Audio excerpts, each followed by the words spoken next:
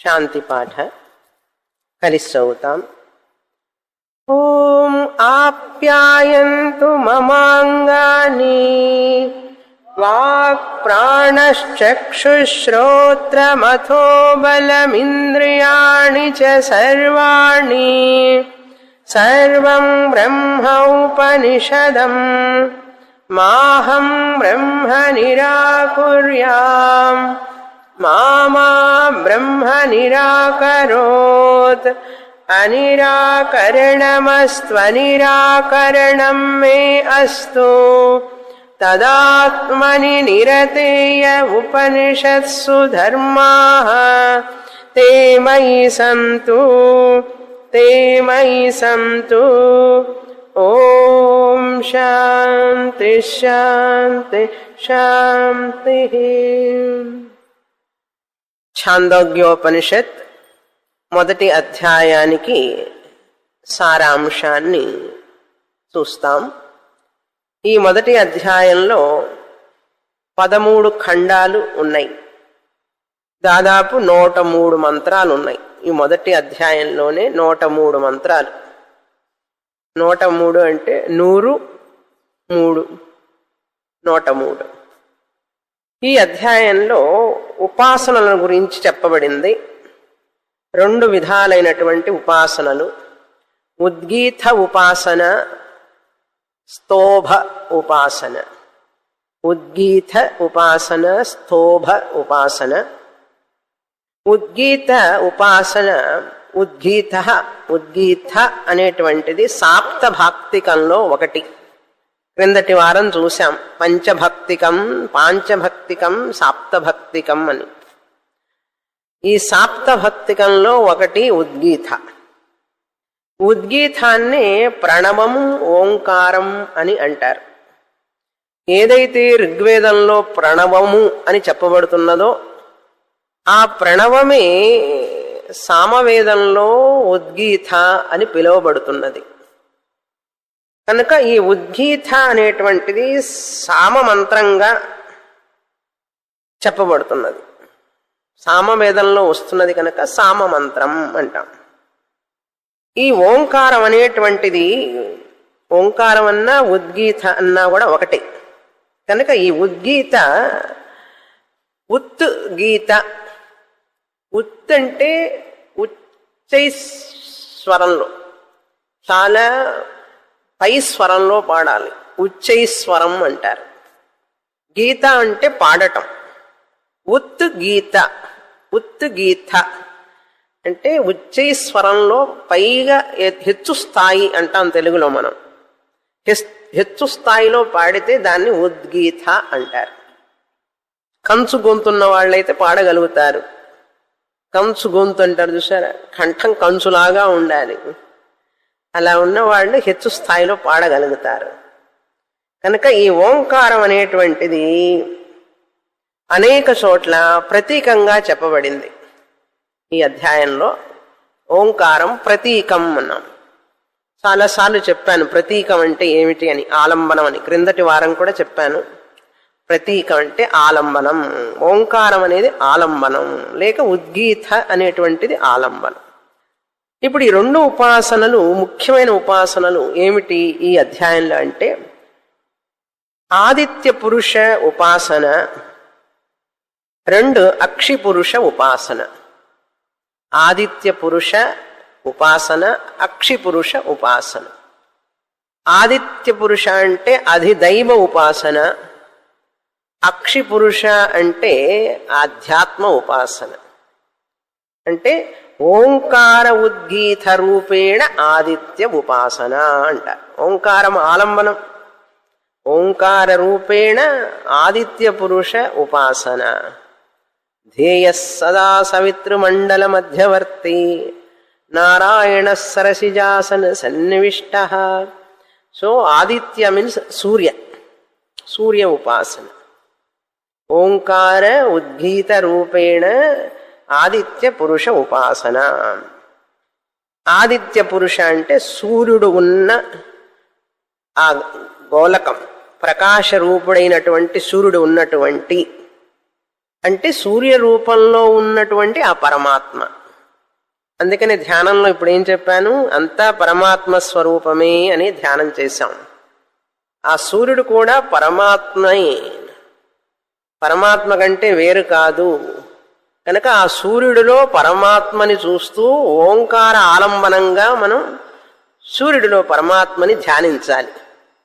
సూర్యుడిలో పరమాత్మని ధ్యానించాలి. ఆ సూర్యుడికి అనేక పేర్లు పెట్టారు. హిరణ్యశ్మశ్రుహు అని, హిరణ్య గర్భుడు అని పేరు ఆయనకి. అంతా బంగారమేట, వెంట్రుకలు కూడా బంగారమేట. ఆ నఖ శిఖాగ్ర పర్యంతం బంగారం. హిరణ్యం అంటే బంగారం. హిరణ్య కోశ, శరీరం అంతా కూడా బంగారం రంగులో ఉంటుంది. ఆ ప్రణఖాత్ హిరణ్య, గోళ్ళు కూడా బంగారంగా ఉంటాయిట. ఇప్పుడు వాళ్ళంతా గోల్డ్ రంగు వేసుకుంటారు, ఆయన వేసుకోవక్కర్లేదు, అంతా గోల్డెన్ కలర్ అన్నారు. అటువంటి సంధ్యావందనం చేసేటప్పుడు ఆ ఆదిత్య పురుషుణ్ణి ధ్యానిస్తారు.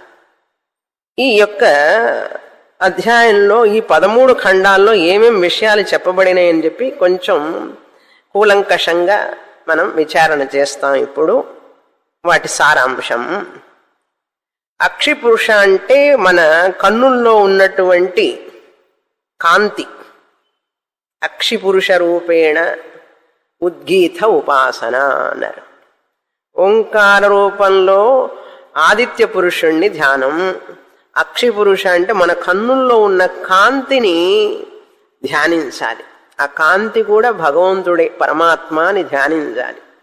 అక్షి అంటే కన్ను, పురుష అంటే పరమాత్మ.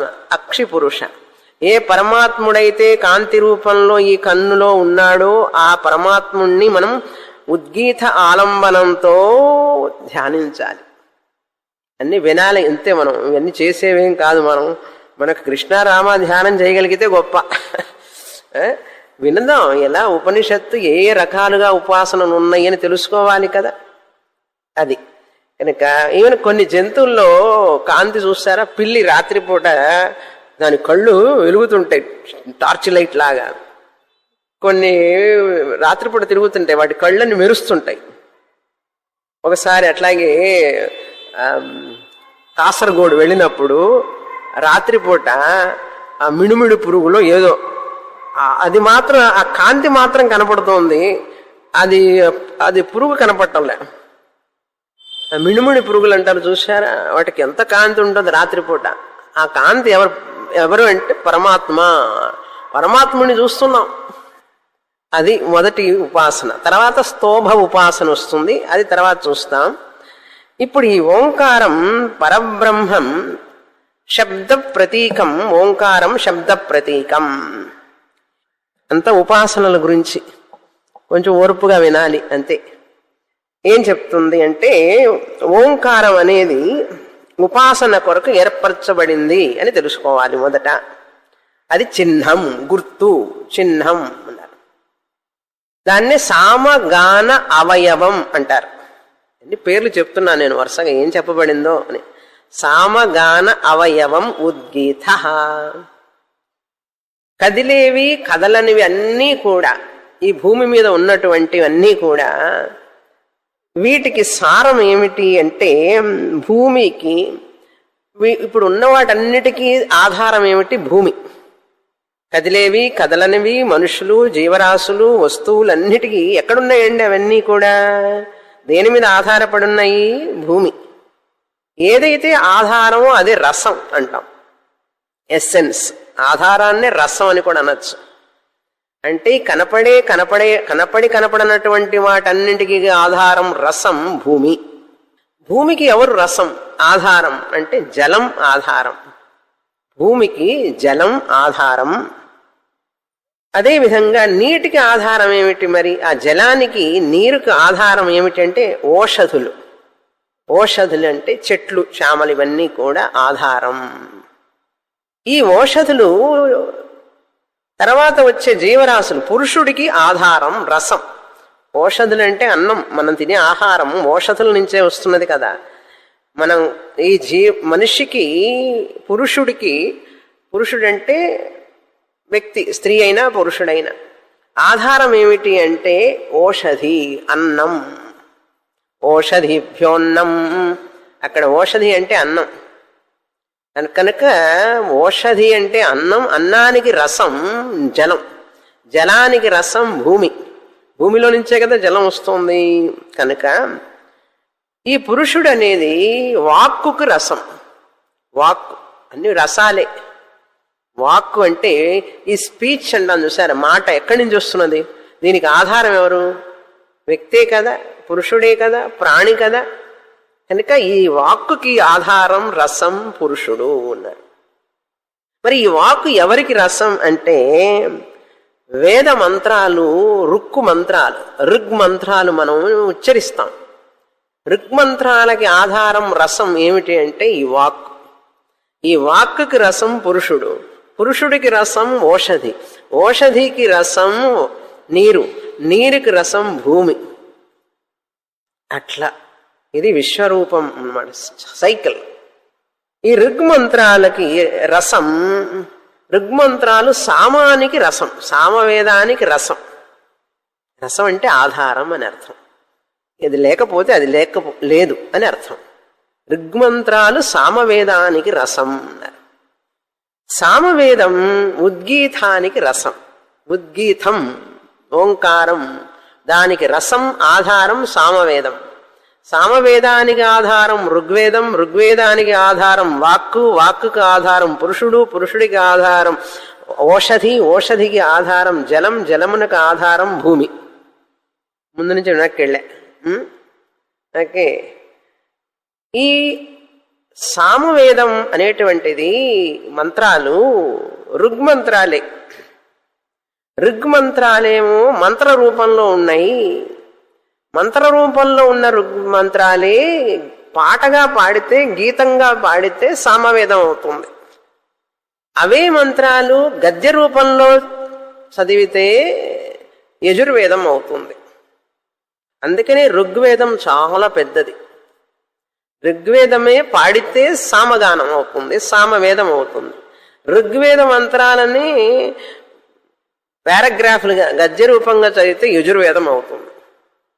చాలా మంత్రాలన్నీ ఋగ్మంత్రం. శ్లోక భవతి, శ్లోక భవతి అని వస్తుందన్నమాట. ఆ శ్లోక అంటే ఋగ్మంత్రం అని అర్థం. యజుర్వేదంలో ఋగ్మంత్రం చెప్పబడుతుంది, సామవేదంలో ఋగ్మంత్రం చెప్పబడుతుంది. అన్ని ఋగ్మంత్రాలే. ఋక్ అంటారు. ఋక్ అంటే ఏ రుక్ రాయాలి? ఆ ఈ ఊ రు, అరు అరు అంటాం. ఇప్పుడు తర్వాత వాక్ రుక్. రుక్ అంటే ఏమిటి? వాక్కే రుక్. ఈ వాక్కునకే రుక్ అని పేరు. ప్రాణమే సామ, ప్రాణాన్నే సామ అంటారు, వాక్కునే రుక్ అంటారు. ఓం అనే అక్షరమే ఉద్గీతం అన్నారు. ఓం అనే అక్షరమే ఉద్గీతం. కనుక ఇప్పుడు 3 వచ్చినాయి: ప్రాణం, వాక్, ఓంకారం. ప్రాణము, వాక్కు, ఓంకారం. నేను ఓంకారం చెప్పాలంటే వాక్కు ద్వారా చెప్పాలి, వాక్కు చెప్పాలి అంటే ప్రాణం ఉండాలి. కనుక ప్రాణము, ఓంకారం, వాక్కు కలిసి ఉంటాయి. అదేవిధంగా ఋగ్వే మంత్ర ఋక్ సామ ఉద్గీత. ఉద్గీత సామవేద సారం ఉద్గీతం, సామవేదం ఋగ్వేదం యొక్క సారం. ఋక్ నుంచి సామ, సామ నుంచి ఉద్గీత అన్నారు. సరే, ఎందుకంటే ఇదంతా పుట్టు పూర్వోత్తరాలు అనమాట. ఉద్గీత ఉపాసన చేయాలి కదా. చేయాలంటే అసలు ఉద్గీత ఎవరు, ఎక్కడి నుంచి వచ్చిందో తెలియాలి కదా. పుట్టు పూర్వోత్తరాలు. అబ్బాయికి అమ్మాయిని చూడాలన్నా, అమ్మాయికి అబ్బాయిని చూడాలన్నా వాళ్ళ పుట్టు పూర్వోత్తరాలు చూస్తారు కదా. అట్లాగే ఉపాసన చేయాలంటే ఓంకార పుట్టు పూర్వోత్తరాలు మనకు తెలియాలి కనీసం. అది కనుక ప్రాణము, వాక్కు అనే మిథునం, ప్రాణము, వాక్కు మిథునం.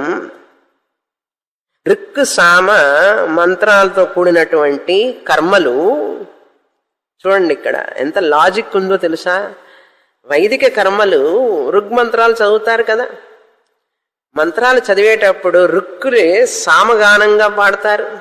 ఋక్ సామ మిథునం ఎప్పుడు గానం చేయబడతాయి వేదిక కర్మల్లో? ప్రాణము వాక్కు ఉన్నప్పుడు. ప్రాణం వాక్కు మిథునం ద్వారా ఋగ్ సామ గానం చేయబడుతుంది. ఋక్ మంత్రాలని గానం చేయబడతాయి. ఋక్ సామ మిథునమైతే వైదిక కర్మలు చేయడానికి ఆ మిథునాన్ని ఉపయోగించి, మిథునం అంటే రెండు కలిస్తేనే, ఋక్ సామ విడదీయలేవు, ఇన్సపరబుల్. ఋక్ సామ ఇన్సపరబుల్. ఆ మిథునాన్ని మనం వైదిక కర్మల్లో ఉపయోగిస్తాం. ఆ మంత్రాలని ఉపయోగించేటప్పుడు ఇక్కడ ఏముండాలి? ఆ వైదిక కర్మలు చెయ్యాలి మంత్రాలతో అంటే ప్రాణము ఉండాలి, వాక్కు ఉండాలి. ఈ యొక్క ప్రాణము వాక్కుని కూడా విభజించలేము. ప్రాణం వేరే చోట, వాక్కు వేరే చోట ఉంటుందా అన్నారు. వాక్కు పనిచేయదు ప్రాణం లేకపోతే. బలహీనంగా ఉన్నా కూడా వాక్కు, ప్రాణము వాక్కు పనిచేయదు. కనుక ప్రాణము వాక్కు, ఋక్ సామ, ఈ రెండు దేనికంటే ఈ మిథునం వైదిక కర్మలు చెయ్యడానికి, యజ్ఞ యాగాదులు చెయ్యడానికి, హోమాలు చెయ్యడానికి. మంత్రాలు చదవాలి కదా, అది ప్రాణశక్తి కావాలి. కనుక ఓంకారమునకి మనం ఈ ఉపాసన చేస్తే ఏమిటి ప్రయోజనం అంటే సమస్త కోరికలు తీరుతాయి. అది విషయం. ఫలశ్రుతి ఓంకారాన్ని గురించి చెప్పిన తర్వాత, ఓంకార ఉపాసన ఎందుకండి అంటే, నువ్వు ఏది అనుకుంటే అది నెరవేరుతుంది. ఇప్పుడైతే చేస్తామండి అంటారు. ఎలా చేయాలో తెలుసుకోవాలి కదా. మరి ఓంకార ఉపాసన చేస్తే, ఉద్గీత ఉపాసన, అన్ని కోరికలు తీరుతాయి అని అర్థం. దానికి అంత శక్తి ఉన్నదట ఓంకారానికి. ఎందుకంటే పరమాత్మ స్వరూపమే కదా, పరమాత్మని ధ్యానించినట్లే కదా. కనుక ఓంకార సామాలు లేక వాక్కు ప్రాణాలు మిథునం, ఈ రెండు కూడా కలిసినప్పుడు మనిషికి అన్ని కోరికలు నెరవేరుతాయి అని అర్థం, పూర్తి అవుతాయి అని అర్థం. తర్వాత ఓంకార ఉపాసన ఫలం చెప్పిన తర్వాత, ఓంకారం యొక్క గొప్పతనం అన్నమాట. అది దాని యొక్క విశిష్టత, గొప్పతనం. ఇప్పుడు ఓం అంటే అర్థం చెప్తాం. రకరకాల అర్థాలు ఉన్నాయి. కొన్ని అర్థాలు చూస్తాం. ఓం అంటే అనుమతి ఇచ్చేటప్పుడు ఓం అంటారు, పర్మిషన్. ఇది చెయ్యమంటారా అంటే ఓం అంటే ఓకే. మనం ఇంగ్లీష్లో ఓకే అంటాం చూసారా, పర్మిషన్ గివెన్, దానికి ఓం అంటారు. మన అన్నిటికీ హలో హలో అంటాం, వాళ్ళు ఓం అంటారు. కనుక ఉపాసన చేసేటప్పుడు ఈ విధంగా ఉపాసించే వారికి ఈ ఓం అనేది వాడుతుంటారు. యజ్ఞయాగాదులు చేసేటప్పుడు ఉపాసనలు ఉంటాయి అందులో.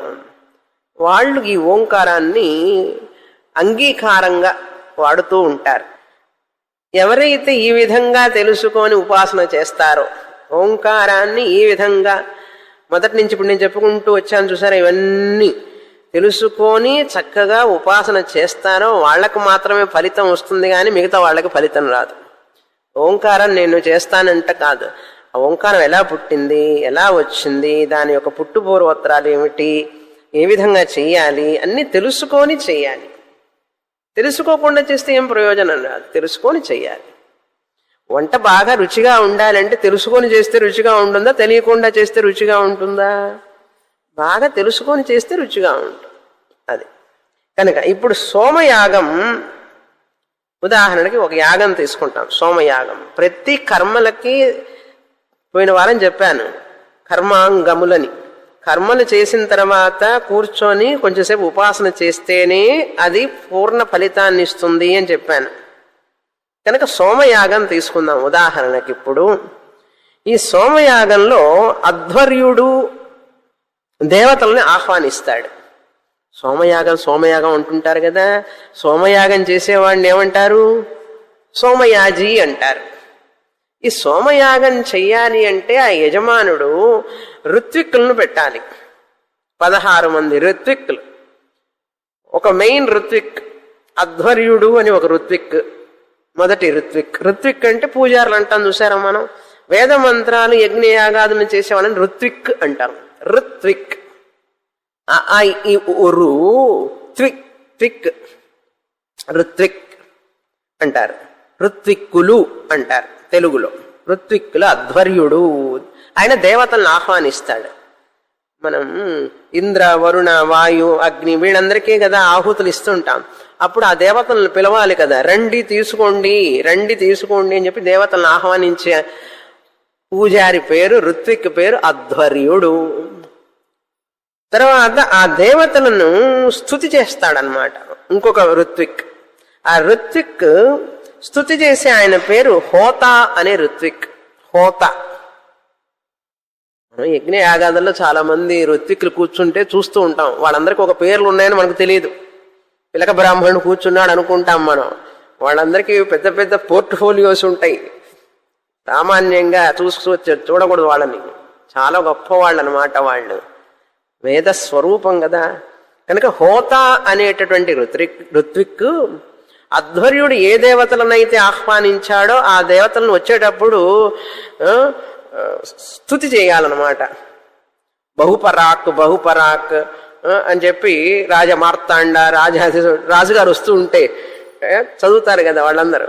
అట్లాగే ఈ హోత అనే ఋత్విక్ ఆ దేవతను స్తుతి చేయాలి. ఇంద్రుడు వస్తున్నాడంటే ఫలానా ఆయన ఇంద్రుడు ఆ లోకం నుంచి వస్తున్నాడు, ఆయనకి ఈ పదవులు ఉన్నాయి, ఆయనకి ఈ యొక్క ఇంత ఇంత ధనం ఉంది, అంత ఉందని చెప్తుంటారు కదా. అట్లన్నీ చెప్పాలన్నమాట హోత. తర్వాత ఉద్గాత అనే మూడవ ఋత్విక్ ఏం చేస్తాడంటే ఓంకారాన్ని ఉద్గానం చేస్తాడు. ఆ దేవతలు వస్తున్నప్పుడు ఈయన పొగుడుతూ ఉంటాడు. ఈయన పొగుడుతూ ఉన్నప్పుడు హోత ఉద్గాత ఏం చేయాలంటే ఓంకారాన్ని గానం చేయాలి.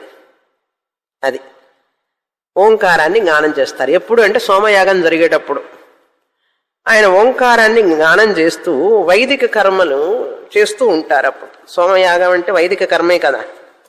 ఆ వైదిక కర్మలు ఆ ఓంకార సారం వలన ఏమవుతుందంటే ఆ ఓంకారం వలన నిర్వహింపబడుతున్నాయి వైదిక కర్మలన్నీ కూడా. ఉద్గాత ఓంకార గానం చేస్తున్నాడు. ఇదంతా ఉద్గీత ఉపాసన. నేను చెప్పేదంతా కూడా మొదటి అధ్యాయం ఉద్గీత ఉపాసన. ఉద్గీత అంటే ఓంకారం. సారమే ఇట్లా ఉంది, మంత్రం చదివితే ఇంకెట్లా ఉంటుందో. కష్టం, చాలా కష్టం. అదే కష్టమేం కాదు, ఇంట్రెస్టింగ్గా ఉంటుంది చదివితే. అప్పుడు యజమాని ఋత్విక్కులు ఉంటారండి. ఈ ఋత్విక్కులు యజమాని మనం ఏం చేయాలంటే ఇప్పుడు ఋత్విక్ యజమాని ప్రాణశక్తి ధ్యానం వాళ్ళు ఉపాసన చేస్తారు. ఆ యాగాలు చేసిన తర్వాత చివర ఉపాసన ఉంటుంది.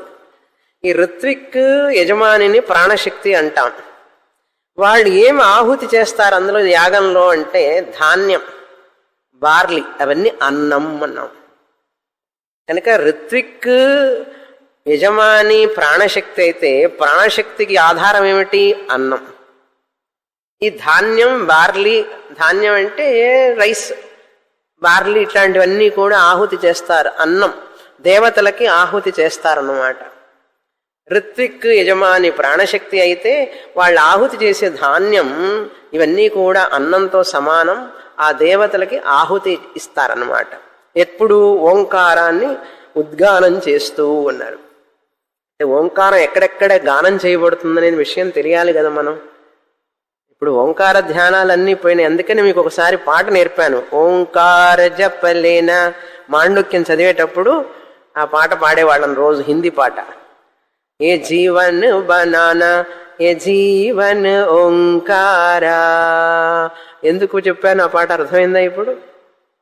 మనం చదివే ఉపనిషత్తులన్నిట్లో కూడా ఓంకారమే ప్రధానం. అందుకని ఓంకారాన్ని గురించి వింటున్నాం మనం ఇప్పుడు. కనుక యజ్ఞ కర్మను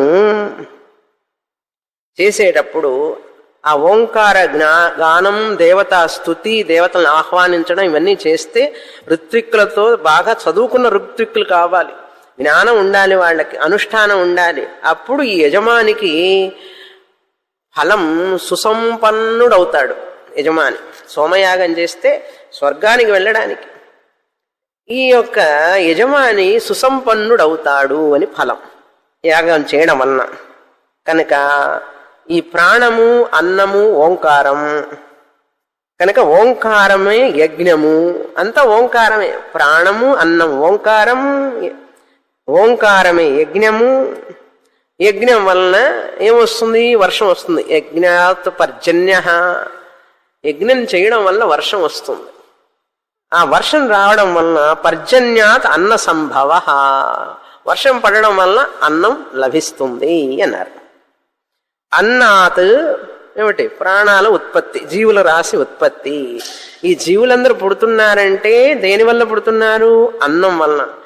ఐతరేయోపనిషత్తులో చూశాం కదా, తల్లి తండ్రి భార్యాభర్తలు ఇద్దరు ఆహారం తీసుకుంటే దాని నుంచే కదా శుక్రం శోణితం వస్తుంది. కనుక జీవరాశులు పుట్టాలి అంటే అన్నం కావాలి, అన్నం కావాలి అంటే వర్షం కావాలి, నీరు, వర్షం కావాలి అంటే యజ్ఞం కావాలి, యజ్ఞం చెయ్యాలి అంటే ఓంకారం ప్రధానమైనటువంటి యజ్ఞయాగాదులు చేస్తేనే, ప్రాణశక్తి యజమాన ఋత్విక్కులు అందరూ కలిసి చేస్తేనే ఈ యొక్క సృష్టి అంతా ఇట్లా నిలబడుతుంది. అర్థమైందా? అందుకని యజ్ఞయాగాదులు. ఓకే, కనుక ఓంకారాన్ని తెలుసుకొని చేసేవాళ్ళు అందరూ చేస్తున్నారు. యజ్ఞయాగాదులు కాకపోయినా వేరే కర్మలు చేస్తున్నారు కదా. తెలుసుకొని ఓంకారాన్ని తెలుసుకొని చేసేవాళ్ళు ఒకళ్ళు, తెలుసుకోకుండా చేసేవాళ్ళు కొంతమంది. తెలుసుకొని చేస్తే ఫలితం ఎక్కువ, తెలుసుకోకుండా చేస్తే ఫలితం కొంచెం కొంచెం అంతే, అట్లా వస్తుంది. ఇప్పుడు మీరందరూ తెలుసుకుంటున్నారు కదా, ఓంకార జపం చెయ్యండి రోజు, ఎంత ఫలం వస్తుందో చూడండి అని చెప్తుంటారు. అడ్వర్టైజ్మెంట్ అన్నమాట, ఫలం వస్తుంది. సరే, తర్వాత ఇంకొక రెండవ ఖండానికి ఒక సారాంశం. ఇది మొదటి ఖండ సారాంశం. 13 ఖండాలు ఉన్నాయి కదా, మొదటి ఖండం అయిపోయింది. రెండవ ఖండంలో ఇక్కడ ఉద్గీత అంటే ఈ జ్యోతిష్ఠోమ యాగాదుల్లో ఉద్గాత చేసే పనికి సామగానం అని పేరు. ఉద్గీత అంటున్నాం కదా, ఇది ఏమిటంటే జ్యోతిష్ఠోమ యాగం చేసేటప్పుడు ఉద్గాత ఏం చేస్తాడు? ఆయన చేసే పని ఏమిటంటే సామగానం చేస్తాడు. జ్యోతిష్ఠోమ యాగం జరుగుతోంది, ఉద్గాత అనేటటువంటి పురోహితుడు ఋత్విక్ సామగానం చేస్తాడు. అది ఆయన పని. ఉద్గీతను చదివి ఆయన పేరు ఉద్గాత. ఉద్గాత అంటే ఉచ్చైస్వరంగా పెద్దగా చదువుతాడు, పాడతాడనమాట ఓంకారాన్ని, సామగానం చేస్తాడు. అది అక్కడ విషయం. కనుక దేవతలు కథ చెప్తాను, 2-3 కథలు చెప్తాను ఈవేళ. దేవతలు రాక్షసులు ఉన్నారు కదా. దేవతలు ఈ రాక్షసుల్ని తరిమి వేయాలనుకుంటుంటారు. ఈ దేవతల మీద ఎప్పుడు పోటీ పడుతుంటారు రాక్షసులు. కనుక రాక్షసులు పక్కన దేశం పక్కన చూసారా, బాంబులు వేస్తూనే ఉంటారు. వాళ్ళకి వేరే పనేం లేదు, రోజు బాంబులు వేస్తూనే ఉన్నారు. మనం దేవతలు లాంటి వాళ్ళం. ఓకే, వాళ్ళు అట్లా మన పోరు అంటారు చూసారా, పోరు చేస్తున్నారు. పోరు అంటే యుద్ధం. అట్లా జరుగుతున్నప్పుడు ఈ దేవతలు ఏం చేశారంటే బాగా శక్తి సంపాదించాలి, మనం చేస్తేనే ఈ రాక్షసుల్ని మనం జయించగలుగుతాం అని చెప్పి వీళ్ళు ఏం చేశారు, దేవతలు ఈ ఉద్గీత ఉపాసన మొదలుపెట్టారు. ఆ శక్తి కావాలి కదా, తపస్సు. ఆ ఉద్గీత ఉపాసన మొదలుపెట్టారు. ఎలా చేశారంటే ఉద్గీత ఉపాసన ముందు ఈ వాసన చూసే శక్తి, ఘ్రాణశక్తి యందు ఉద్గీత ఉపాసనని చేశారు. చేస్తే ఈ రాక్షసులు ఏం చేశారట, ఆ నాస అంటే ఘ్రాణ ఇంద్రియ శక్తి దగ్గరికి వెళ్ళి, అంటే యుద్ధంలో ఏం చేస్తారంటే కొట్టేయడమే కదా, ఛేదన చేశారనమాట. ఛేదన చేయడం వల్ల ఏమైందంటే ఉపాసన చెడిపోయింది. ఉపాసన చెడిపోవడం వల్ల ఈ ముక్కులు ఏం చేస్తున్నాయంటే మంచి చూడాల్సింది పోయి చెడు వాసన కూడా చూస్తూ మొదలుపెట్టిందట. ఎప్పుడైతే రాక్షసులు వచ్చి అడ్డుకున్నారనమాట, ఈ ఉపాసన చేయనివ్వకుండా, చేయడం వల్ల ఏమైందంటే మంచి వాసన చూడాలి కదా ముక్కు, చెడు వాసన ఎందుకు చూస్తున్నది? చెడు కూడా చూస్తుంది. ఎందుకంటే రాక్షసులు చేయని పని. ఈ ఉద్గీత ఉపాసన సరిగా చేయనివ్వలే వీళ్ళు. దేవతలు చేస్తుంటే రాక్షసులు వచ్చి అడ్డుపడ్డారు. అందుకని ఈ ముక్కు రెండూ చూస్తుందన్నమాట. అంతేనా? తర్వాత ఏం చేశారు వీళ్ళు దేవతలు, అట్లాగే ఉపాసనని వాక్కు శక్తి దగ్గర చేశారు. ఈ వాక్కుని తీసుకొని ఇక్కడ ఓంకార ఉపాసన చేశారు. చేస్తే ఆ వాక్కు కూడా ఏమైందంటే వీళ్ళు రాక్షసులు వచ్చి ఇక్కడ వీళ్ళు గనక వాక్కు మీద ఉపాసన చేస్తే ఈ వాక్కు శక్తి సత్య సంపన్నులైపోయి వీళ్ళు ఆ శక్తి వల్ల మనల్ని నాశనం చేస్తారని చెప్పి అక్కడికి వచ్చి మళ్ళీ అటాక్ చేశారనమాట. అటాక్ చేసేటప్పటికి ఈ వాక్ ఏం చేస్తుందంటే సత్యము చెబుతుంది, అబద్ధము చెబుతుంది, రెండు చెప్పడం మొదలుపెట్టింది. వాళ్ళు కనుక రాక్షసులు అడ్డుకోకుండా ఉంటే సత్యమే చెప్పేది. సత్యమే చెప్తే ఎంత బాగుండేది. అట్లా చెప్పడం లేదు కదా. ఈ రాక్షసులు చేసిన పని అన్నమాట ఇది. రెండవది ఇది వాక్కు మీద. మూడవది ఏంటంటే చక్షు, కళ్ళ మీద అంటే నేత్రాల మీద ఈ ఓంకార ఉద్గీత ఉపాసనని చేస్తున్నారన్నమాట. చేస్తూ ఉంటే ఈ రాక్షసులు వచ్చి అక్కడికి వచ్చి అడ్డుకున్నారు. ఈ కళ్ళు మంచినే చూడటమే కాకుండా చెడును కూడా చూడటం మొదలుపెట్టినాయి ఈ రాక్షసుల వల్ల. అందుకని చెడు చూసేటప్పుడల్లా అసురుల యొక్క గుణం అని అర్థమైందా? అసురులు అనమాట రాక్షసులు. అదేవిధంగా చెవుల దగ్గర చేస్తున్నప్పుడు కూడా ఓంకార ఉపాసన మళ్ళీ వాళ్ళు వచ్చి అటాక్ చేయడం వలన ఈ చెవులు చెడు వింటాయి, మంచిని వింటాయి. మంచినే వింటే ఎంత బాగుంటుంది, వినం కదా. ఆ అసురుడు వచ్చి కూర్చుంటారు అన్నమాట. అక్కడ మంచినే విన్నావు అనుకో నువ్వు స్వర్గానికి పోతావు, అందుకని నిన్ను పోకుండా చేయడానికి వాళ్ళు వచ్చి అడ్డుకుంటారన్నమాట. ఇలా చెప్పిన తర్వాత మనస్సు కూడా అంతే. మనస్సు మీద ఓంకార ఉద్గీత ఉపాసనని చేసేటప్పుడు ఆ దేవతని కూడా మళ్ళీ వేధించారు. మనోదేవతని వేధించడం వల్ల ఏమైందంటే ఆ మనస్సు అనుమానాలు, సంకల్పాలు, వికల్పాలు, స్ట్రెస్, టెన్షన్లతో ఉంటుంది మనస్సు. మంచిగా ఉండొచ్చు కదా అంటే అదంతా రాక్షసులు చేసిన పని. నువ్వు సరిగ్గా ఉంటే మాకు సంతోషంగా ఉండదు, నువ్వు బాధపడుతుంటే మాకు ఇష్టం అని చెప్పి రాక్షసులకి మనస్సు అదే కదా. ఎవరు సంతోషంగా ఉంటే వాళ్ళకి ఇష్టం ఉండదు. అది రాక్షసుల యొక్క బుద్ధి. చివరికి ఏమైందంటే ఇట్లల్లా అయితే మనం జయించలేము. దేవతలు పై చెయ్యి ఉండదు, ఇప్పుడు రాక్షసులు కూడా పై చెయ్యి అవుతుంది. అందుకని చివరికి ప్రాణశక్తి మీద ఉపాసన చేశారు. ప్రాణాన్ని ఉద్గీత భావించి, కిందటిసారి ఏం చేశారు? వాక్కును ఉద్గీతగా భావించారు, కళ్ళను ఉద్గీతగా భావించారు, చెవులను ఉద్గీతగా భావించారు. కానీ ఏం పని కాలే అక్కడ. కానీ ప్రాణం మీద అయితే ఎప్పుడైతే చేశారో అప్పుడు ఈ దేవతలు బాగా బలాన్ని సంపాదించుకున్నారు. రాక్షసులు వచ్చి వీళ్ళని అటాక్ చేయాలనుకున్నప్పుడు దేవతలని ఏమైందంటే వాళ్ళు కొండకి రాయి వేసి కొడితే, మట్టి రాయి వేసి కొడితే ఏమవుతుంది? పొడిగా అయిపోతుంది. అట్లా అయిపోయినారట రాక్షసులు. ఎప్పుడైతే ప్రాణం మీద ఉద్గీతనిగా భావించి చేస్తే ఆ దేవతలకు ఆ శక్తి వచ్చింది. అయితే ఇప్పుడు ఏమిటండి ఈ ఉపాసన వల్ల అంటే, మనం కూడా అలా భావించి ఉపాసన చేస్తే మన శత్రువులు కూడా పిండి అయిపోతారు అని చెప్తుంది ఉపనిషత్తు. మనకెవరైనా చెడు తలపెట్టినా హాని చెయ్యాలని చూస్తే వాళ్ళకే హాని జరుగుతుంది. ఆ రాయి పోయి కొండకేసి కొడితే తనకే నష్టమైందా లేదా? పొడి అయిపోయింది. అట్లాగే మనం కూడా అట్లాంటి ఉపాసన చేస్తే మనకెవరైనా చెడు తలపెట్టినా, చెడు చేయాలనుకున్నా వాళ్ళు పతనమైపోతారు, వాళ్ళకే హాని.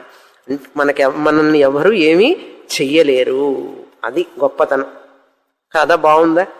ఎవరెవరు చేశారండి ఉపాసన అంటే మోడల్స్ ఎవరు చేశారట? బృహస్పతి చేశాట. ఇది బృహస్పతి ఈ యొక్క ఉపాసన చేశాడు. ముఖ్య ప్రాణాన్ని బృహస్పతి అంటారు. ఎందుకంటే ఆయన చేశాడు ఎక్కువగా ఈ ఉపాసన బృహస్పతి.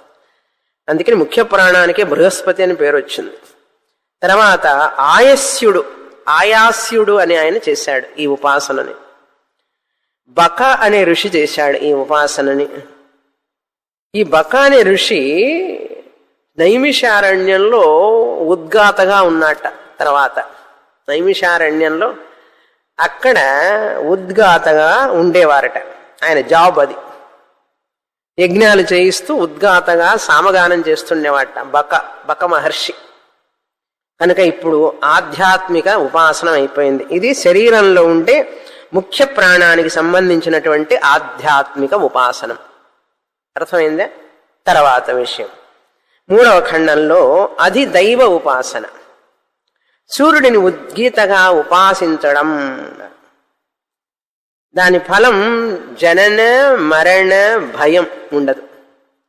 సూర్యుడిలో ఓంకారాన్ని ఉద్గీతని భావించి ఉపాసన చేస్తే జనన మరణ భయాలకు కారణమైనటువంటి అజ్ఞానం ఉండదు అన్నారు. జనన మరణ భయాలకు కారణమైన అజ్ఞానం ఉండదు. కనుక ప్రాణము సూర్యుడు ఒకటే, ఉద్గీత ఓంకారం ఒక్కటే. ఇందాక ప్రాణం గురించి చెప్పాం కదా, ఇప్పుడు సూర్యుడి గురించి చెప్తున్నాం. అక్కడ ప్రాణం అధ్యాత్మంలో, ఇక్కడ సూర్యుడు అధిదైవంలో ఒక్కటే అని అర్థం. ఉద్గీత ఓంకారం ఒకటే. ప్రాణం ఇప్పుడు చెప్తారు, ప్రాణం వదిలే గాలి, అపానం తీసుకునే గాలి. ప్రాణం అనేటువంటి వదిలే గాలి, అపానం తీసుకునే గాలి, పీల్చే గాలి. ఈ గాలి వదలడానికి పీల్చడానికి మధ్యలో గ్యాప్ ఉంటుందా ఉండదా? అప్పుడే కదా మనం మాట్లాడతాం. గాలి తీసుకునేటప్పుడు మాట్లాడలేం. గాలి తీసుకున్న తర్వాత ఆ గ్యాప్ ఉంటుంది చూసారా, మాట్లాడి అప్పుడు గాలి వదిలిపెడతాం. మళ్ళీ మనకు తెలియదు ఇవన్నీ జరుగుతూ ఉన్నాయి లోపల. బరువులు ఎత్తేటప్పుడు కూడా ఏం చేస్తారు? గాలి తీసుకుంటూ బరువు ఎత్తుతారా? గాలి తీసుకున్న తర్వాత గాలి బిగించి బరువు ఎత్తుతారు, ఎత్తి కింద పెట్టేటప్పుడు వదులుతారు. అంటే కష్టమైన పనులు చేసేటప్పుడు, మాట్లాడేటప్పుడు, శ్రమతో కూడిన పనులు చేసేటప్పుడు మన శ్వాస తీసుకోము, శ్వాస వదలం. మనకు తెలియదు ఆ సంగతి.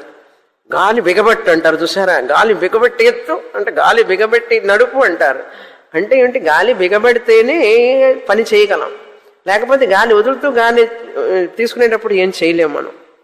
అయితే ఏమిటంటే ఆ గాలి తీసుకునడం, గాలి వదిలేటప్పుడు మధ్యలో గ్యాప్ని వ్యానం అంటారు. ఇక్కడ వ్యానము అని పేరు దానికి. ఈ వ్యానం అనేటువంటిది వ్యానావస్థ అంటారు. గాలి తీసుకోవడం, గాలి వదలడం ఉన్నది కదా, ఆ గాలికి తీసుకోవడానికి వదలడానికి మధ్యలో ఉండే వ్యాన అవస్థని దాన్ని సంధి అంటారు. ఆ సంధి సమయంలో ఉద్గీతని గానం చెయ్యాలి అన్నారు. అప్పుడు గానం చెయ్యాలి. అందుకని పాడేవాళ్ళు కూడా చూడండి, గాలి తీసుకున్న తర్వాత రాగాన్ని దీర్ఘంగా చెప్పేటప్పుడు ఆయన గాలి తీసుకుంటున్నాడా వదులుతున్నాడా? గాలి తీసుకోవడం లేదు, వదలడం లేదు, దీర్ఘంగా రాగం అంటున్నాడు. అన్న తర్వాత గాలి అప్పుడు వదిలిపెడతాడు. గాలి బిగబెట్టాలి అంటారు చూసారా, అదే ఇక్కడ వ్యానం అని అర్థం. ఆ సంధి టైంలో ఓంకారాన్ని అంటే ఉద్గీతని గానం చెయ్యాలి అని అక్కడ అర్థం. పరిగెత్తేటప్పుడు కూడా బాగా పరిగెత్తేటప్పుడు మధ్యలో గ్యాప్ ఉంటుంది చూసారా, ఆ గ్యాప్లోనే మీరు ఏదైనా చెయ్యాలి. కానీ గాలి తీసుకునేటప్పుడు చేసేటప్పుడు చేయలేం, చెయ్యకూడదు. అది చాలా చోట్ల చేస్తాం అట్లా, మనకు తెలియదు. ఇవన్నీ మనం గమనిస్తామా, ఎక్కడో ఉంటుంది మన మనస్సు. సో కనుక ప్రాణ అపాన క్రియలు జరపకుండా వ్యాన స్థితిలోనే చేస్తుంటాం. అది అర్థం. వ్యాన స్థితిలోనే చేస్తున్నాడు కనుక వ్యాన స్థితిలో ఉద్గీతాన్ని ఉపాసించలేకపోతే ప్రాణ అపాన వ్యాన స్థితిలోనే ఉద్గీత గానం చేయాలి. అలా చేయకుండా ప్రాణ అపాన ఉదాన సమాన సమయంలో గనక చేస్తే ఆ వ్యక్తికి ఫలితం ఉండదు అని అర్థం. ఫలితం ఉండదు. ఉపాసించకూడదు అసలు. ఫస్ట్ ఆఫ్ ఆల్ ఉపాసించకూడదు అన్నారు. అవి చేసే వాళ్ళకి తెలుస్తుంది ఎలా చేయాలని. మనం వినడం వరకే, అంతవరకే. ఇప్పుడు మీరింటికి పోయి బిగించకండి, గాలి బిగించి కూర్చొని నేను ఇప్పుడు వ్యానం ఉద్గీత చేస్తానంటే నాకు ప్రాబ్లం తర్వాత. సరే, ఇంతవరకు అయిపోయింది. ఇప్పుడు ఈ ఉద్గీత అనే దాంట్లో 3 అక్షరాలు ఉన్నాయి. ఉత్ గీ థ. దానికి అర్థాలు చెప్తాం. ఏమిటంటే అధ్యాత్మ దృష్టి, అధిలోక దృష్టి, వేద దృష్టి, దేవతా దృష్టి. లేక దేవతా దృష్టి తర్వాత వేద దృష్టి చూస్తాం. ఉత్ అంటే ప్రాణంగా భావించి ఉపాసన చేయాలి. అధ్యాత్మంలో ఉత్ ప్రాణంగా భావించి ఈ ప్రాణాన్ని ఉత్తుగా భావించి ఉపాసన చేయాలి. గీ అంటే వాక్ దృష్టితో ఉద్గీతని ఉపాసన చేయాలి. సపరేట్గా అనమాట, ఇండివిడ్యువల్, సపరేట్గా. ఈ వాక్ దాని మీద గీ అనేటటువంటి ఇందాక చెప్పాను కదా, ప్రాణము వాక్ అని. ఈ ఉద్గీతలో ప్రాణము వాక్ అన్ని ఇమిడి ఉన్నాయి కనుక ప్రా అనే దానికి ఉత్ అనే దానికేమో ప్రాణం, గీ అనేదానికి వాక్ ప్రాణంగా భావించి, ఉత్ అనేది ప్రాణంగా భావించి ఉపాసన చేయాలి. ఘీ అనే దాని మీద వాక్ దృష్టితో ఉపాసన చేయాలి. ఘీ అనే అక్షరాన్ని వాక్ దృష్టితో ఉపాసన చేయాలి. వాక్ దృష్టిగా భావించి ఉపాసన చేయాలి. ఉపాసన అంటే దృష్టి, కోణం, భావన. అర్థమైందా? ఉపాసన అంటే థ అనే దాని మీద అన్న దృష్టితో ఉపాసన చేయాలి. థ అంటే అన్న దృష్టితో ఉపాసన చేయాలి. ఇదేమో అధ్యాత్మ ఉపాసన. అది లోక ఉపాసన అంటే ఉత్ అనే దాని మీద ద్యులోకం దృష్టితో భావించి ఉపాసన చేయాలి. ఉత్ అనేదాన్ని లోక దృష్టి, అది దైవం, అది లోకం. ద్యులోకం దృష్టితో భావించి ఉపాసన చేయాలి. ఘీ అనేది అంతరిక్ష లోకం, ఇంటర్మీడియరీ లోకం, అంతరిక్ష లోకంగా భావించి ఉపాసన చేయాలి. తర్వాత థ అంటే పృథివీ, పృథివీ లోకంగా భావించి ఉపాసన చేయాలి. ఇది లోక ఉపాసన, లోక దృష్టి ఉపాసన. ఈ ఉద్గీత మీదనే. తర్వాత ఉద్ అంటే దేవత ప్రధానం. ఇప్పుడు దేవత అంటే ఆదిత్య దేవతగా భావించి ఉపాసన చేయాలి. ఉత్ అనేది ఏమిటి? ఆదిత్య దేవత దృష్టితో ఆ భావనతో ఉపాసన చేయాలి. ఘీ అంటే ఏ దేవత? వాయుదేవతగా భావించి ఉపాసన చేయాలి ఘీ అనేదాన్ని. థ అనేదాన్ని అగ్నిగా, అగ్నిదేవతని భావించాలి. థ అనే అక్షరం మీద అగ్నిదేవతని భావించి దేవతా దృష్టితో భావించి ఉపాసన చేయాలి. సరే, ఇప్పుడు వేదాలు. ఉత్ అంటే సామవేదం, ఎందుకంటే పైకి వెళుతున్నది గానం కదా. ఉత్ అంటే సామవేద దృష్టితో ధ్యానం చేయాలి. ఘీ అంటే యజుర్వేద దృష్టితో గానం చేయాలి. థ మీద ఋక్ మంత్ర దృష్టితో భావన చేసి ధ్యానం చేయాలి. థ అంటే ఋగ్ వేదం అని ధ్యానం చేయాలి. అట్లా 3 వేదాలు కనుక వేద దృష్టి ఉపాసన. ఫలం ఏమిటయ్యా అంటే బాగా అన్నం దొరుకుతుంది. తినడానికి ఏం తినాలనుకుంటే అది దొరుకుతుందిట. దొరుకుతుందండి, తినలేననే బాధ ఉండదు, బాగా అరుగుతుంది.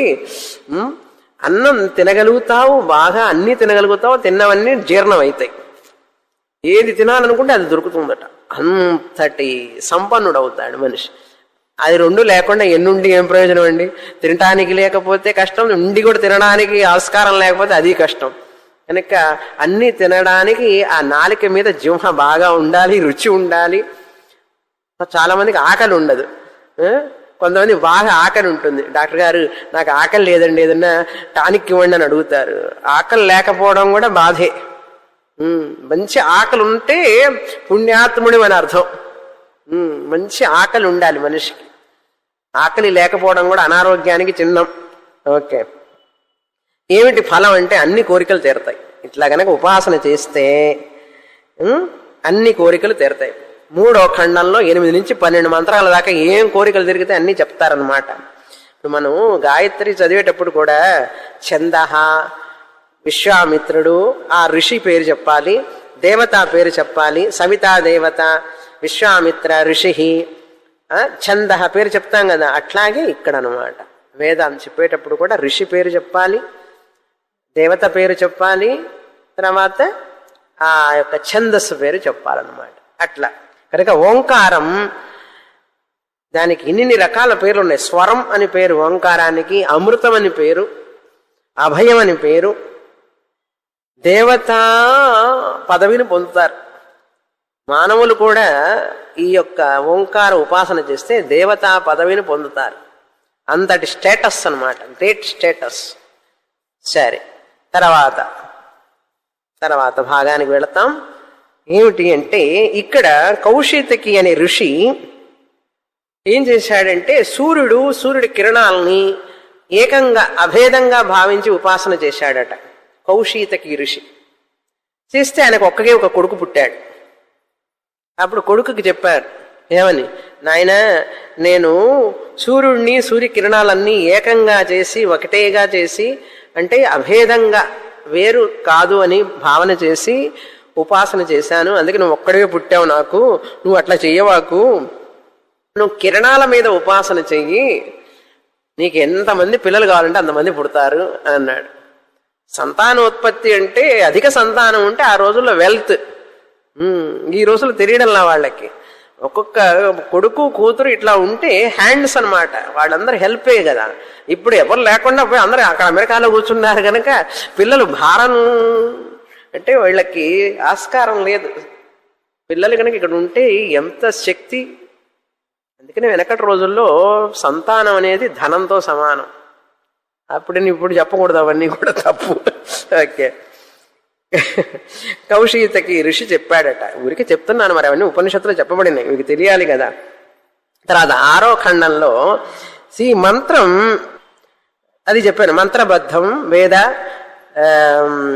ఋగ్వేదం, గీతబద్ధం అంటే గీతంలో బద్ధుడై ఉంటుందన్నమాట. గీతం బద్ధం సామవేదం, గద్యబద్ధం రిజుర్వేదం అని చెప్పిన తర్వాత ఋక్ సామం ఈ రెండు కూడా వేరు చేయలేవని చెప్పాను ఇందాకనే. అది అలా చెప్పిన తర్వాత ముఖ్యమైనది ఇంకొక మంత్రం ఉంది, నాకు ఇష్టమైన మంత్రం.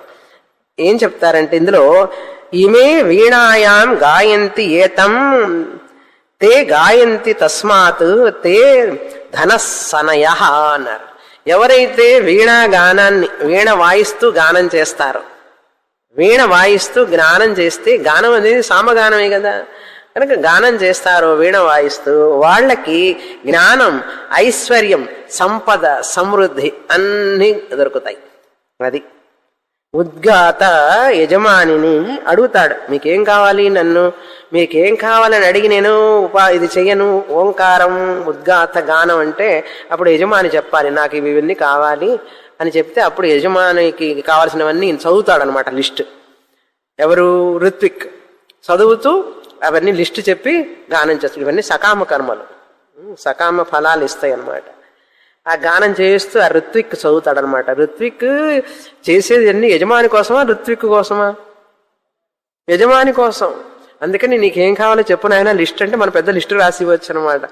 లిస్టు రాసిస్తే ఆయన అన్ని చెప్పి, మనం సంకల్పం చెప్పి కూడా చెప్తాం కదా, అట్లాగనమాట ఇక్కడ కూడా అలా చెప్తాడు. సరే, ఇప్పుడు తర్వాత ఖండంలో ఉద్గీత విజ్ఞానంలో ఎవరెవరు గొప్పవాళ్ళు అని అంటే శిలక దాల్భ్యుడు చాలా గొప్పవాళ్ళు అంటారు. శిలక దాల్భ్యుడు ప్రవాహనుడు. శిలక దాల్భ్యుడు అనేవాళ్ళు బ్రాహ్మణులు, ప్రవాహనుడు క్షత్రియుడు. వాళ్ళందరూ విచారణ చేస్తున్నారన్నమాట. ఇది ఒక కథ వస్తుంది, చిన్న కథ, అది అవసరం లేదు మనకు. కనుక ఉద్గీతను పరమాత్మ స్వరూపంగా ధ్యానం చేయడం. ఉద్గీత అంటే ఓంకారాన్ని పరమాత్మ స్వరూపంగా ఉపాసన చేస్తే అన్ని లోకాలలో వాళ్ళకి ప్రాముఖ్యత ఉంటుంది. సంతతి ఆరోగ్యకరమైనటువంటి వాళ్ళ వంశం బాగా అభివృద్ధి చెందుతుంది అని చెప్పారు. మంచి సంతతి, ఆ వంశ అభివృద్ధి కావాలి, లేకపోతే ఏముంది, మళ్ళీ కష్టం కదా. అందుకని తర్వాత 10వ ఖండంలో ఒక కథ వస్తుంది, బాగుంటుంది కథ. ఛాందోగ్యోపనిషత్తులో చాలా కథలు వస్తాయి. ప్రతి కథలో ఒకటి ఉంది నేర్చుకోవడానికి. ఒక ఊళ్ళో ఒక బ్రాహ్మణుడు ఉన్నాడు, చందమామలో కథలాగా. ఒక ఊళ్ళో ఒక బ్రాహ్మణుడు ఉన్నాడు. ఆ ఊర్లో ఏమైందంటే పాపం ఒకసారి బాగా పిడుగులు పడి వర్షం వచ్చి పొలాలన్నీ నాశనం అయిపోయినాయి. మన ఆంధ్రాలో అయినట్లుగా ఈ మధ్య పొలాలన్నీ నాశనం అయిపోతే తినడానికి లేదు, అందరికీ కష్టపడుతున్నారు. ఒక బ్రాహ్మణుడు పాపం ఆకలితో అలమటిస్తున్నాడు. ఒక చోటికి వెళ్ళి, భార్యకి కూడా ఆకలితో ఉన్నది, అందుకని ఎక్కడికో వెళ్ళాడు ఆహారం కోసం. వెళితే అక్కడ ఒక మావటి వాడిని చూశాడు. ఏనుగు మీద కూర్చుంటాడు చూసారా, మావటి వాడు. వాడిని చూస్తే వాడేమో మినువులు ఉడకబెట్టుకొని తింటున్నాడు. మినువులు ఉడకబెట్టుకొని తింటుంటే ఈయన వెళ్ళి, ఈ బ్రాహ్మణుడు నాకు కొంచెం పెడతావా అని అడిగాడు. నాకు ఆకలిగా ఉంది, నాకు కొంచెం పెడతావా అంటే అప్పుడు అతడు అన్నాడు, నేను ఎంగిలి చేశాను కదా, ఉచ్చిష్టం ఎలా పెట్టేది అన్నాడు. పర్వాలేదులే నేను తింటాను, కొంచెం పెట్టన్నాడు. అయితే ఆ గిన్నెలో ఉన్నాయి, కొంచెం తీసుకోండి అన్నాడు. ఆ బ్రాహ్మణుడు కాసిన తీసుకొని తిన్నాడు. తిన్న తర్వాత మిగతావి కొంచెమేమో భార్య కోసం అని చెప్పి మూట కట్టుకొని తీసుకుపోయినాడు. అప్పుడు తీసుకుపోవడానికి ముందు ఈ మావటి వాడు అడిగాడు, మంచినీళ్ళు కూడా తాగండి, అక్కడే ఉచ్చిష్టం ఉన్నాయి అంటే, నేను తాగిన ఎంగిలి నీళ్లు ఉన్నాయి, కావాలంటే తాగండి అన్నాడు. మరి తిన్నారు కదా, తిన్న తర్వాత నీళ్లు తాగాలి కదా. అప్పుడు ఆ బ్రాహ్మణుడు అన్నట్ట, నీళ్లు తాగితే పాపం వస్తుంది నాకు, నువ్వు అవి ఎంగిలి చేసావు కదా అన్నట్ట. అంటే ఇప్పుడు మినువులు కూడా నేను ఎంగిల్ చేసినవే కదా, నేను తిన్న దాంట్లో నుంచే కదా మీరు తిన్నారు అని అడిగి, అంటే కాదు కాదు, అప్పుడు నేను తిన్నది ప్రాణం నిలపడం కోసం తిన్నాను, ఇప్పుడు నేను నీళ్లు తాగకపోతే నాకేం ప్రాణం పోదు, నీళ్లు తర్వాత అయినా కాసేపు అయిన తర్వాత రేపైనా తాగొచ్చు నేను, అప్పటి వరకు నా ప్రాణం నిలుస్తుంది కదా అన్నట్ట. అంటే ఆకలి తీరిన తర్వాత ప్రాణం నిలుస్తే చాలు, ఈ నీళ్లు తాగితే ఎంగిల్ని తాగితే పాపం వస్తుంది నాకన్నాడు. అంటే ఏమిటి అర్థం చూడండి, అక్కడ ఎంత నియమంగా ఉండేవాళ్ళు, ప్రాణాన్ని నిలుపుకోవడం కోసం ఆయన అలా చేశాడట. సరే ఇంటికి వెళ్ళాడు. వెళ్ళిన తర్వాత భార్య కూడా పాపం ఎక్కడికో వెళ్ళి కాస్త తినొచ్చింది, ఏదో దొరికితే ఆహారం తీసుకొని తినొచ్చింది. అప్పుడు భర్త ఇచ్చాడు, ఇదిగో నేను మినువులు తిన్నాను, నువ్వు కాసిని తినన్నాడు. లేదులేండి నేను తినొచ్చాను, ఈ కాసిని రేపటికి పెట్టుకుందాం అని అన్నదట. తీసుకెళ్ళి దాచిపెట్టింది రేపు పొద్దుటికని. అప్పుడు పొద్దున్నే లేస్తే ఏముంటుంది, మనకు కూడా ఏముంటుంది పొద్దున్నే, ఆకలే కదా. లేస్తూనే అడిగాడట, ఏమని, నాకు ఆకలి అవుతుంది, నిన్న మినువులు ఉన్నాయి కదా దాచిపెట్టావు కదా అవి పెట్టు అన్నట్ట. పాపం ఆ మినువులు పెట్టు, అవి పెడితే నాకు ఆకలి తీరితే నేను రాజుగారి దగ్గరికి వెళతాను, రాజుగారు ఎక్కడో ఏదో యాగం చేస్తున్నారట, సదస్సు చేస్తున్నారు, అక్కడ ఆ యాగానికి వెళితే నాకు రాజుగారు ఇస్తారు అన్నాడు. అప్పుడు ఆ కాసిన మినువులు తిని ఆ బ్రాహ్మణుడు రాజుగారి దగ్గరికి వెళ్ళాడు. వెళితే అక్కడ యాగానికి ఋత్విక్కులందరూ కూర్చున్నారు. ఈయన కూడా వెళ్ళి నేను కూడా ఒక ఋత్విక్గా ఉంటానని చెప్పి కూర్చున్నాట. కూర్చుంటే మిగతా వాళ్ళందరూ ఉన్నారు, వాళ్ళ పేర్లన్నీ వచ్చాయి. 16 మంది ఋత్విక్కులు కావాలి. ఆ 16 మందిలో ఒక 4 సెట్ చెప్తాను, 4 16 నలుగురి పేర్లు మాత్రం చెప్తాను. నలుగురు ఎవరంటే ఉద్గాత, ప్రస్తోత, ప్రతిహార, సుబ్రహ్మణ్య. దీన్ని ఉద్గాతృ గణం అంటారు. మనకి ఇక్కడ ఉద్గీత కథ ముఖ్యం, అందుకని ఉద్గాతృ గణం అంటారు. ఈ ఉద్గాతృ గణంలో 9 ఉంటారు. ఈ 9కి వాళ్ళ కర్తవ్యం ఏమిటంటే సామగానం చేయాలి. అప్పుడు ఈయన అడిగాట, ఈ బ్రాహ్మణుడు అడిగితే, నీకు అది తెలుసా ఇది తెలుసా అంటే వాళ్ళు మాకు తెలియదు అన్నారు. అలాంటి తెలుసుకొని చెయ్యాలి. ఆయన అడిగాడనమాట. ఏం అడిగాడంటే, ప్రాణదేవత గురించి మీకు తెలుసా, మిగతా వాళ్ళని అడిగితే ప్రాణదేవత గురించి తెలుసుకొని చెయ్యాలి, మీకు తెలుసా అంటే ప్రాణదేవత గురించి నాకు తెలియదు, అయితే మీరు సామగానం చేయడానికి వీల్లేదన్నాడు ఈ బ్రాహ్మణుడు వాళ్ళని. ఇంకొక బ్రాహ్మణుని అడిగాడు, ఏమనంటే ఈ ఉద్గీత చెయ్యాలంటే నీకు ఆదిత్య దేవతను గురించి తెలుసా అన్నాడు. నాకు ఆదిత్య దేవతను గురించి తెలియదు అన్నాడు. అయితే నువ్వు ఉద్గీత చేయడానికి వీల్లేదన్నాడు. తర్వాత ఇంకొక బ్రాహ్మణుని ఏమడిగాడు, ప్రతిహార అన్నదేవతను గురించి తెలుసా అంటే తెలియదన్నాడు. అప్పుడు నువ్వు అర్హత లేదు, తెలియకుండా చేయకూడదన్నాడు. అనేటప్పటికీ రాజుగారు ఈ బ్రాహ్మణుడి దగ్గరికి వచ్చి, నాకు వేరే ఋత్విక్కులు దొరకక వీళ్ళని పెట్టుకున్నాను, అవన్నీ కూడా నువ్వే చేసేయి అన్నాడు. అంటే నేనే చెయ్యేసేటట్లయితే వాళ్ళకిచ్చే డబ్బులన్నీ కూడా నాకే ఇవ్వండి అన్నాడు.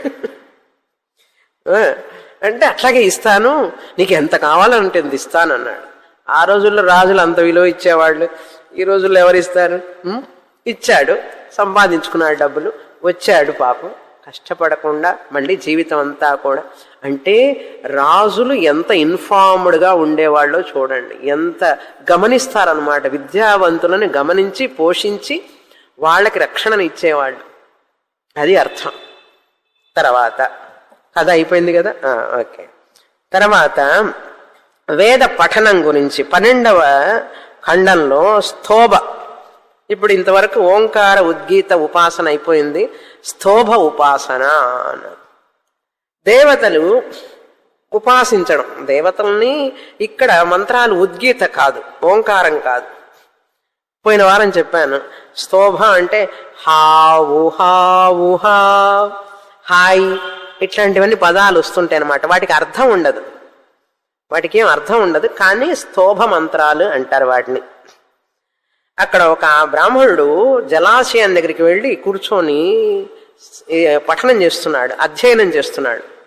అధ్యయనం చేస్తూ ఉంటే దేవతలు చాలా ఆనందించారట. పరీక్ష చేయడానికి వస్తారన్నమాట. వచ్చి అక్కడ కొంత వ్యవహారం ఉంటుంది, ఎట్లా చెయ్యాలి ఏమిటి అని. మనకు అవి సరిగా చేస్తే ఎంతటి ప్రయోజనం అంటే, మనిషికి కావాల్సింది ఏమిటి? అన్నం, వస్త్రం, ఉండడానికి నీడ, తినడానికి ఆహారం, శరీరాన్ని రక్షించుకోవడానికి వస్త్రం.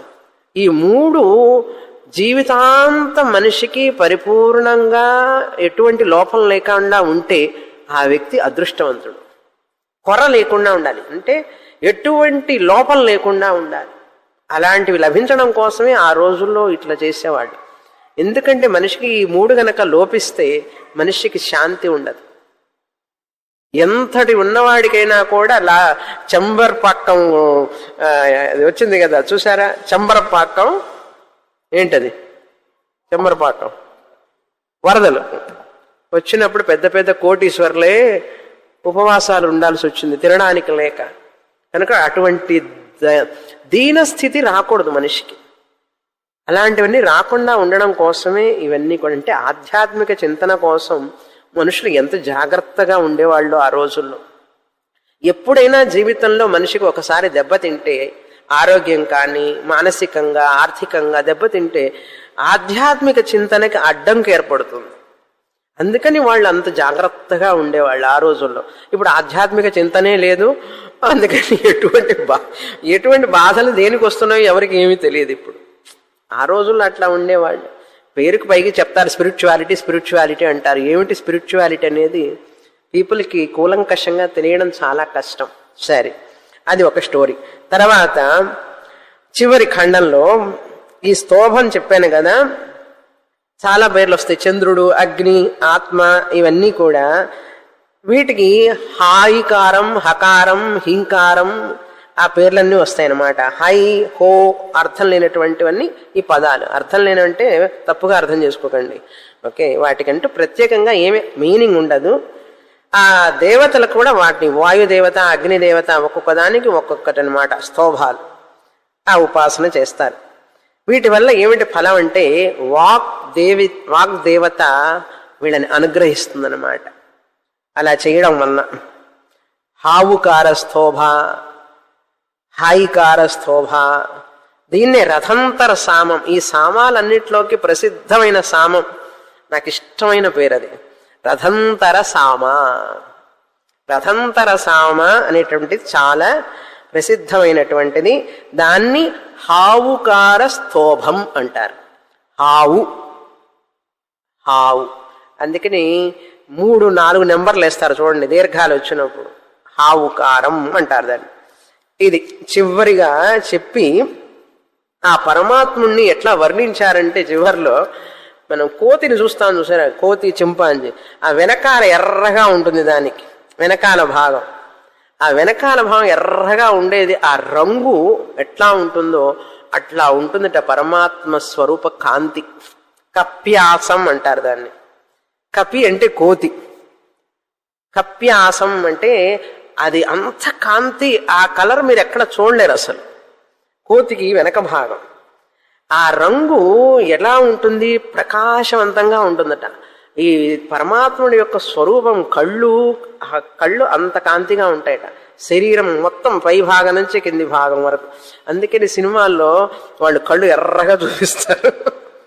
ఆ దేవతల యాక్షన్ వేసినప్పుడు ఎర్రపు రంగులో చూపిస్తారనమాట. కప్యాసం అని. పోయి ఉపనిషత్తు ఎందుకు ఇట్లా పోల్చిందంటే, ఉపనిషత్తుకి అవన్నీ ఏం లేవు, అంతా భగవత్ స్వరూపమే ఉపనిషత్తుకి. అందుకని అట్లా పోలి చెప్తుంది. సరే, కప్యాసం అంటే ఒక రకమైనటువంటి వ్యాఖ్యానం చేస్తారు రామానుజుల వారు అని చెప్పి చెప్తారు కొంతమంది. సరే, అదంతా మనకొద్దు ఇప్పుడు. చివరికి ఈ యొక్క ఉపాసనలు, స్తోభ ఉపాసనలు, ఉద్గీత ఉపాసనలు, ఇవన్నీ కూడా ప్రసిద్ధంగా చెప్పబడినాయి. ఈ యొక్క మొదటి అధ్యాయంలో చెప్పబడినాయి. అందుకని ఈ యొక్క రాగాలు, సామగానం చూసారా, నారదుడు చాలా ముఖ్యం. చివరి పాయింట్ చెప్తాను, 2 నిమిషాలు. నారదుడు సామగానానికి ఆయన పెద్ద ఫేమస్ సింగర్ అన్నమాట. అలా చెప్తారు. ఏమిటంటే, సంగీతానికి ప్రాముఖ్యతని తీసుకొచ్చిన వాడు నారదుడే. ఆయనకి థ్యాంక్స్ చెప్పాలి కదా. మరి నారదుడి వల్లే కదా సంగీతం వచ్చింది అంతా, ఆ గాంధర్వ విద్య. కనుక నారదుడికి మర్చిపోకుండా ఉండడం కోసం ఈ సంగీత విద్వాంసులందరూ ఏం ఆడతారంటే, నారద నారద నారద అని చెప్పడం ధర్నా ధర్నా ధర్నా అంటుంటారు. తదరినా తదరినా అంటే చూసారా, ఆలాపన చేసేటప్పుడు తదరినా తదరినా అంటుంటారు. సంగీతం పాడే వాళ్ళకి తెలుస్తుంది అదంతా కూడా. తదరినా తదరినా అంటే తెలుమా? నారద నారద నారద నారద నారదన్ అంటే తదరినా తదరినా అవుతుంది. ఆలాపన చేసేటప్పుడు అది. తానం పాడేటప్పుడు అనంత అనంత అనంత అనంత అనంత అనంత అనంత అనంత తానం అయింది అది చివరికి. ఇప్పుడు ఎందుకు చెప్పానంటే చివరికి ఇదంతా సంగీతం ఎక్కడి నుంచి వచ్చింది? సామగానం నుంచి వచ్చింది.